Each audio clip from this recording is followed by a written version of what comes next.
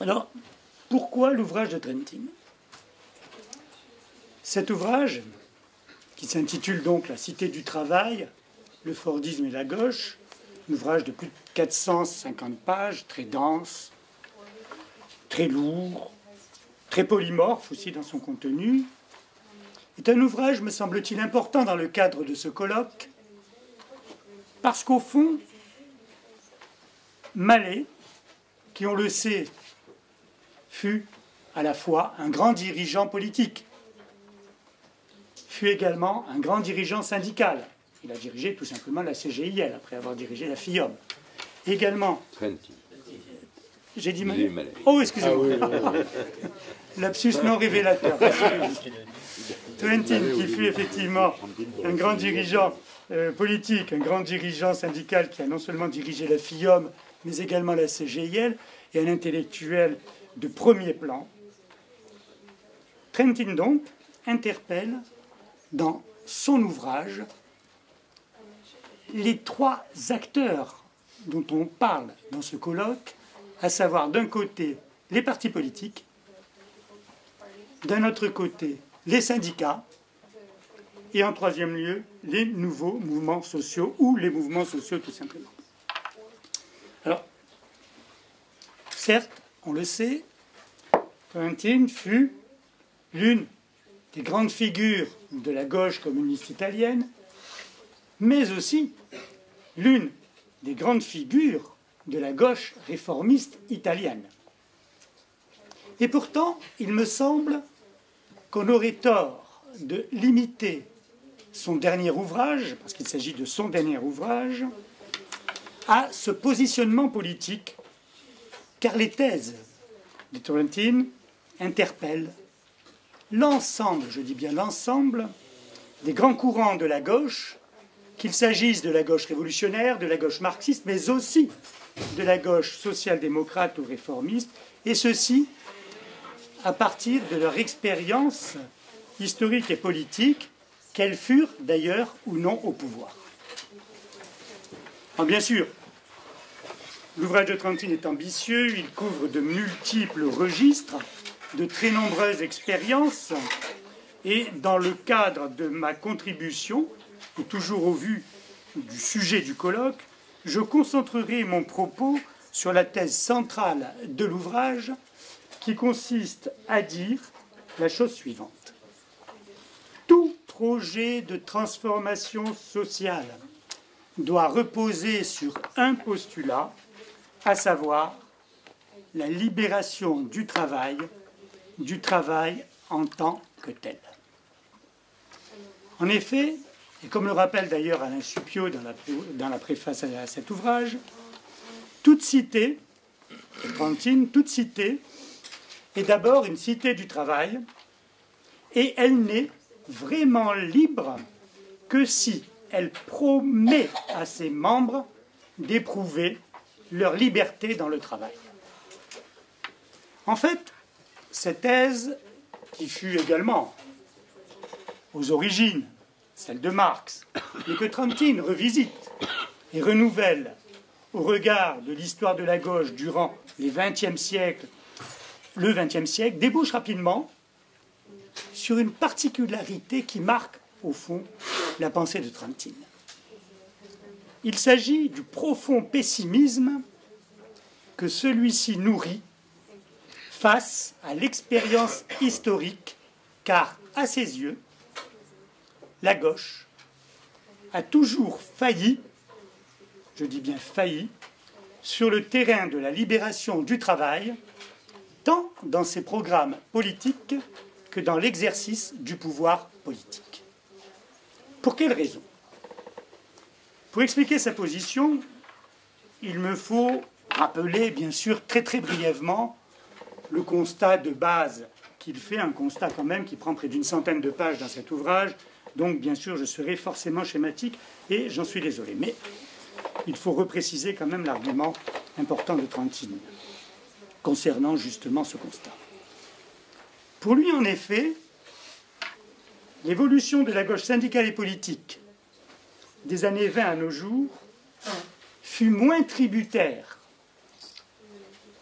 du clivage classique, opposant la voie réformiste à la voie révolutionnaire, que de l'hégémonie d'une certaine idée de la rationalisation de l'économie, et donc du taylorisme et du fordisme, ce qui explique bien sûr le titre de son ouvrage. Dans les faits, la subordination de la gauche à l'idée de rationalisation de l'économie, et donc au taylorisme et au fordisme, est due à des stratégies politiques et sociales qu'elle a toujours privilégiées et qui étaient fondées sur un principe essentiel, le principe de justice, et plus précisément de justice redistributive, qui se limitait fréquemment à l'échange salarial. En d'autres termes, la rationalisation fordienne et taylorienne était d'autant plus acceptée qu'elle est longtemps apparue aux yeux de la gauche comme l'un des outils les plus efficaces pour répondre aux politiques redistributives qu'elle prônait, et donc pour répondre aux principes de justice qui lui servaient de référentiel essentiel. C'est en partant de ce constat, on le voit, un constat très lourd, qui rappelle d'ailleurs, entre parenthèses, certains travaux de l'École française de la régulation, et notamment, je pense aux travaux de Robert Boyer, que Tolentine établit une critique profonde des évolutions de la gauche politique et syndicale tout au long du XXe siècle. En effet, en se limitant souvent à des politiques redistributives et à l'échange salarial, le principe de justice et de redistribution porté par la gauche ne répond nullement à une transformation profonde du travail et des conditions de travail, ni à la domination des travailleurs qu'impliquaient de telles conditions de travail souvent très aliénantes. Ainsi, pour Trentine, la transformation du travail est devenue aux yeux de la gauche, il le dit très clairement, un registre secondaire de l'action politique et sociale. Voire plus.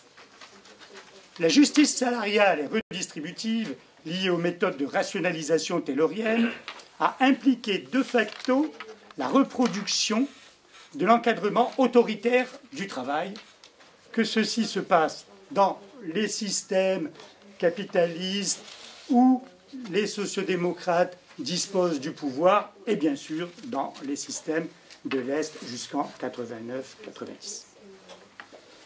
En résumé, ce que Trentine appelle la gauche dominante représentée par les grands partis et les grands syndicats a délaissé les questions essentielles qui concernaient la libération du travail des travailleurs dans l'entreprise, une liberté qui ne pouvait être à ses yeux assumée que par le changement radical des conditions de travail et des principes de rationalisation et de management organisationnel qui les encadrent.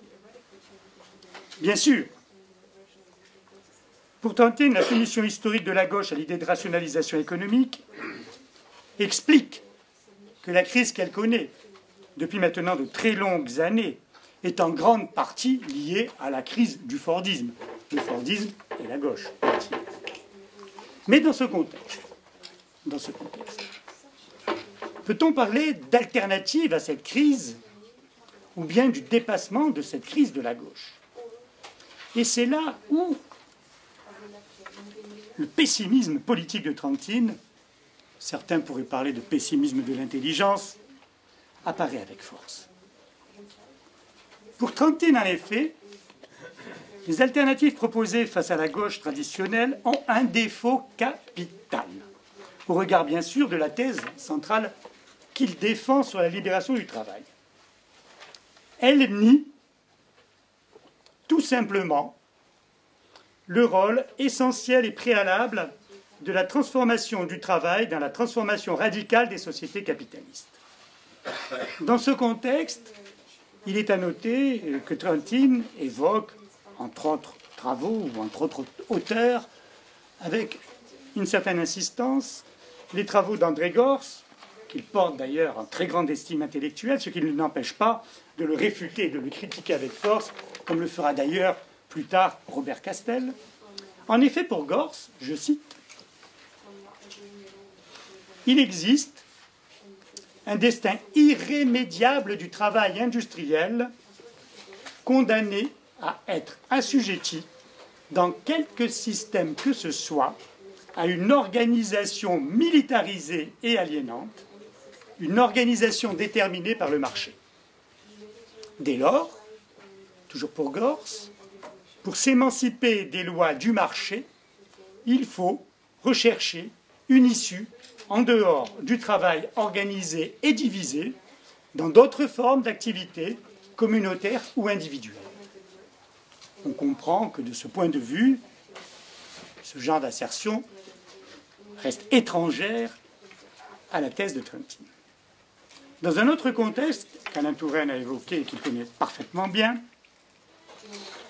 d'ailleurs c'est intéressant la manière dont il a repris en quelque sorte la notion de nouveaux mouvements sociaux par rapport à ce qu'il se passait aujourd'hui quant au travail à l'industrie, donc je poursuis. Dans un autre contexte, les nouveaux mouvements sociaux, issus des années 70-80, se sont attachés à initier des mobilisations collectives qui se situaient, sauf exception, on a quelques cas sur lesquels je pourrais peut-être revenir dans la discussion, qui se situaient donc, sauf exception, en dehors de l'univers du travail et de la production capitaliste. Pour beaucoup de ces mouvements, la thèse selon laquelle la transformation de la société passe par la libération du travail était devenue historiquement caduque. Les transformations relevaient ainsi, de façon prioritaire, de registres ou de domaines ou de terrains distincts du monde du travail et de l'entreprise, qu'il s'agisse, et là il y a eu de très nombreux travaux, dont les vôtres bien sûr, de la ville, du genre, du féminisme, de l'écologie, des territoires, des régions, de l'homosexualité, etc. Des droits des homosexuels, etc. On en parlera d'ailleurs certainement dans l'après-midi avec la table ronde sur les mobilisations associatives. À l'évidence, pour Trentin, pour qui libération du travail et libération de la société sont indissociables, les nouveaux mouvements sociaux ou les postulats énoncés par Gors n'ont jamais, au grand jamais, constitué de réelles alternatives face aux carences de la gauche traditionnelle et pour cause. En réduisant le travail à un registre secondaire de l'action politique et sociale, ces mouvements sociaux refusent eux aussi de prendre en charge la question de la libération du travail comme l'avaient déjà fait les gauches politiques et syndicales. Au fond, et au regard de la thèse défendue par Trentin, on peut penser que l'existence des nouveaux mouvements sociaux n'a en réalité fait que renforcer, qu'accentuer l'une des grandes carences historiques de la gauche face à la libération du travail. À renforcer et à accentuer l'une des tendances qui avait marqué la gauche dans son rapport au travail. Et c'est en ce sens où, bien sûr, il s'agit à ses yeux d'une fausse alternative parce qu'elle laisse en l'état l'essence même du capitalisme qui, dans l'entreprise, se fonde sur la domination et la subordination du travail et des travailleurs. Bien sûr, il s'agit là d'un premier aspect du pessimisme absolument radical de Trentin parce qu'il touche un point très fort, l'absence d'alternative dans le capitalisme contemporain au mouvement historique développé par les partis de la gauche traditionnelle ou par ce qu'on appelait pendant longtemps le mouvement ouvrier traditionnel. Et c'est là un point tout à fait majeur. Autre problème. Bien sûr, Trentin nous fait une critique, on le voit, très profonde, on pourrait presque dire radicale, de ce qu'il s'est passé du point de vue de la prise en compte du travail et de contexte du travail par les diverses gauches. Mais que nous dit-il lui-même des modalités ou des principes qui régissent la notion de libération du travail qu'il appelle de ses voeux? Plus simplement, comment libérer le travail? Vaste question, vaste programme. En fait, à cette question, qui constitue bien sûr le cœur même de son ouvrage, la réflexion de Trentin reste ambiguë je dirais même fortement ambivalente. Pour Trentin, en effet, ce qui a toujours existé et demeure fondamental, c'est la réalité d'un travail aliéné et aliénant. Et pour éclairer son propos d'ailleurs, il fait abondamment appel aux plus belles pages écrites par Simone Weil sur la condition ouvrière, ou encore à certaines des analyses de George Friedman sur le travail en miettes. Mais surtout, Trentin est un intellectuel et un homme politique, il se réfère aussi, dans le même temps, à toute une série d'écrits radicaux qui renvoient aux thèses conseillistes, non seulement dans une histoire proche, par exemple Mes rampants d'Italie, au cours duquel il fut certainement l'un des principaux et très grands acteurs, mais aussi à certains des grands pionniers de la pensée marxiste ou de la pensée libertaire ou anti-autoritaire. Sont ainsi soulignés, ce n'est pas une surprise, les apports d'Antonio Gramsci, bien sûr, le conseillisme de Gramsci, mais aussi ceux de Rosa Luxembourg, qui s'opposait à la révolution par le haut et au socialisme des décrets. De la même façon sont ainsi évoqués les écrits d'un penseur libertaire comme Karl Korsch, comme Antoine Pankow, ou ceux de Karl Korsch, un auteur proche de la revue Living Marxism, qui prônait tout simplement l'autodétermination directe des travailleurs sur leurs conditions de travail. À lire ces passages de l'ouvrage de Trentin, on est d'abord surpris par le nombre et le volume d'écrits qui, au sein de la gauche, ont alimenté une double réflexion sur le socialisme anti-autoritaire et la question centrale de la liberté, et plus seulement la question de la justice sociale. Et dans ce contexte, l'ancien dirigeant Jean de La Fiôme assume sa position face aux politiques et à l'État. En fait, tout se passe comme si, à ses yeux, je cite, « l'émancipation des travailleurs devait être l'œuvre des travailleurs eux-mêmes », fin de citation. Bien sûr, la formule n'est pas nouvelle. On la retrouve dans les premiers statuts de l'Association internationale des travailleurs que Marx rédigea en 1864, à Londres. Cette formule, d'ailleurs, est aujourd'hui reprise par certains des tenants de la critique sociale, comme le montre un ouvrage tout à fait récent, il est paru il y a 18 mois, à peine 2 ans, qui réunit Nancy Fraser et Luc Boltanski, et où ce dernier affirme à nouveau, toujours du point de vue de la critique sociale, mais très actuelle, je cite, qu'une politique d'émancipation n'est pas une politique qui peut venir d'en haut, elle ne peut provenir que des acteurs, l'émancipation suppose une auto-émancipation, fin de citation. Pour en revenir à Trentin, il me semble qu'une question quand même très importante se pose. Au fond, cette question est la question suivante. Ces derniers écrits prônent-ils véritablement un retour à une démocratie des conseils ou à des pratiques politiques de rupture affirmées avec le système capitaliste? En fait, en poursuivant la lecture de l'ouvrage, on s'aperçoit des limites de l'exercice, surtout lorsque l'érudit et le grand intellectuel laissent la place à l'homme d'action et aux praticiens de l'action politique et sociale que fut aussi Trentin. En effet, dès lors que l'auteur évoque les modalités concrètes qui doivent conduire à la libération du travail, on change de registre et on passe d'un registre légitimant le conseillisme et des options radicales de rupture à un registre dont la teneur, en réalité, in fine, se veut très proche de la social-démocratie la plus authentique, des théories de la régulation et de la pacification sociale ou de démarches syndicales purement réformistes. En effet, d'un point de vue conceptuel, Trentin ne se réfère pas seulement aux grands écrits du conseillisme.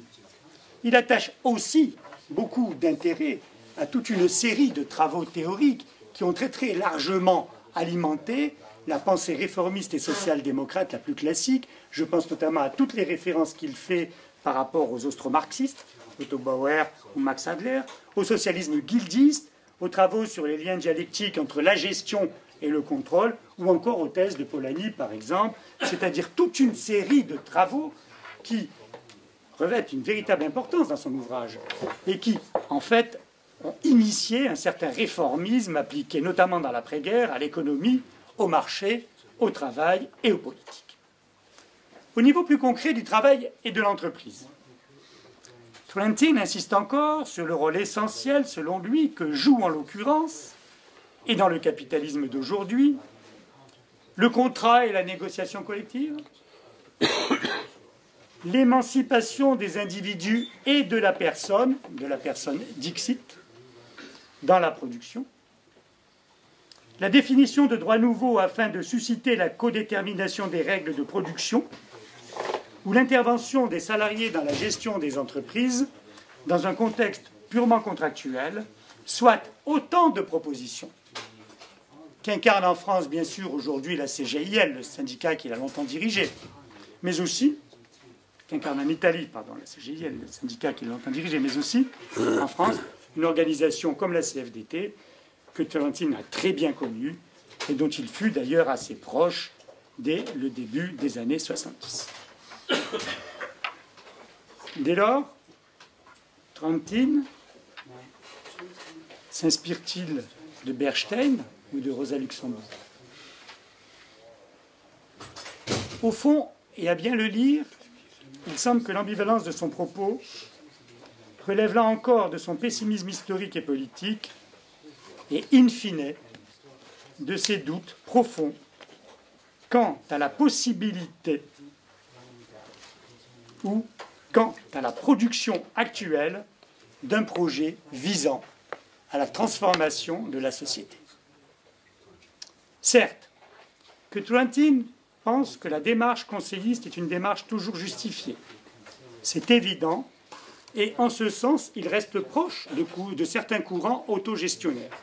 Il y a dans cet ouvrage des dizaines de pages où, effectivement, montrant une érudition absolument parfaite, il montre les apports de ces écrits conseillistes, autogestionnaires, etc., dans la pensée socialiste. Mais dans le même temps, on a tout simplement le sentiment qu'il ne croit plus à un projet global, qu'il ne croit plus à une transition vers une société socialiste ou post-capitaliste.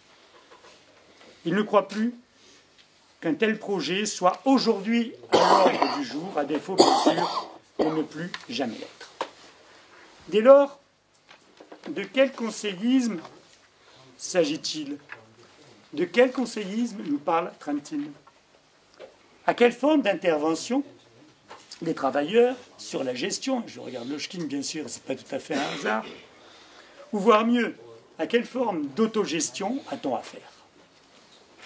En fait, s'il y a conseillisme ou autogestion chez Trentin, il s'agit d'une autogestion réduite à des pratiques disséminées, éclatées et coupées de tout projet global, c'est-à-dire à l'émergence non pas d'un système autogestionnaire, mais d'autogestion plurielle, multiple, parcellaire, que j'ai pu d'ailleurs personnellement nommer dans un ouvrage publié en 1995, les autogestions nucléaires.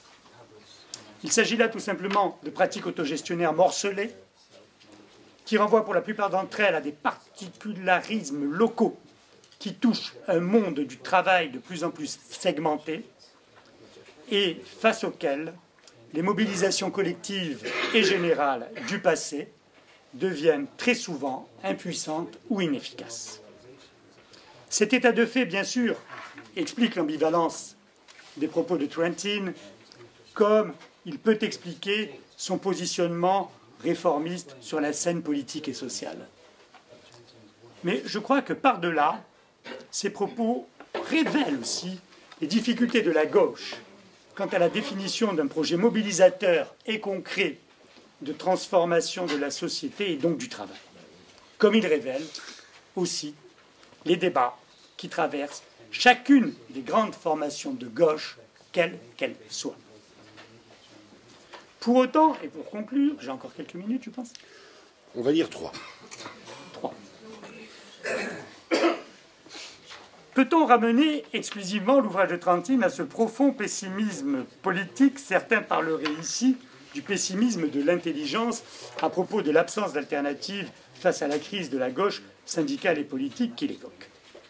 En fait, par-delà les traits saillants de l'ouvrage, une question essentielle se pose quant au principe de liberté et de libération du travail, et cette question revêt une acuité réelle, non seulement lorsque la gauche est dans l'opposition ou à la recherche d'un projet de société, mais aussi et surtout, peut-être, lorsqu'elle est au pouvoir. En effet, quelles sont aujourd'hui les capacités de la gauche pour réduire les rapports de domination et d'aliénation qui affectent les salariés? Ou encore, quid de stratégies visant à faire, pour revenir sur Suppiot, que les travailleurs éprouvent de la liberté dans leur travail face aux sociétés capitalistes d'aujourd'hui. De ce point de vue, je dirais que la position de Trentin renvoie tout à la fois à un anachronisme et à un paradoxe. D'un côté, Trentin mobilise beaucoup d'auteurs, je l'ai déjà dit, de Marx à Pankow, en passant par Gramsci, Luxembourg, qui, dans des périodes historiques bien définies, allant du XIXe siècle à l'entre-deux-guerres, ont pour particularité d'avoir radicalement, je dis bien radicalement, condamné la propriété privée des moyens de production et d'avoir prôné sa suppression. Mais de notre côté, Trentin, à l'instar d'ailleurs de beaucoup de dirigeants de gauche, reste en réalité très évasif à propos de ce qui constitue l'essence même du capitalisme, à savoir la propriété privée des moyens de production, l'accumulation du capital et la croissance économique qui est devenue, on le sait, un impératif économique essentiel, y compris pour beaucoup de dirigeants de la gauche politique aujourd'hui. Mais alors, comment concrétiser une stratégie visant à la libération du travail face à une propriété économique qui, par définition, par essence, et sur le terrain juridique, repose essentiellement sur la subordination du travail individuel ou collectif. Et par ailleurs, comment concrétiser la libération même progressive des travailleurs face à une croissance qui implique toujours plus de compétitivité et de contraintes des entreprises, et donc toujours plus de contraintes et de pression sur les salariés? En d'autres termes, et je crois que cette question-là, Trentin ne la pose pas ainsi, mais c'est moi qui, à partir d'une certaine lecture symptomale de Trentin, la pose, parce que je pense qu'elle est fidèle aussi à son propos.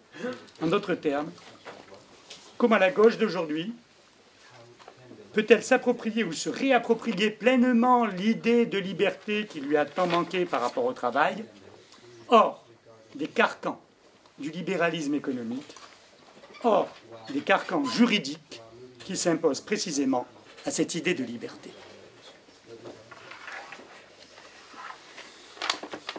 Cette question, je dirais, est d'autant plus importante dans le contexte actuel, surtout lorsqu'on les rapporte,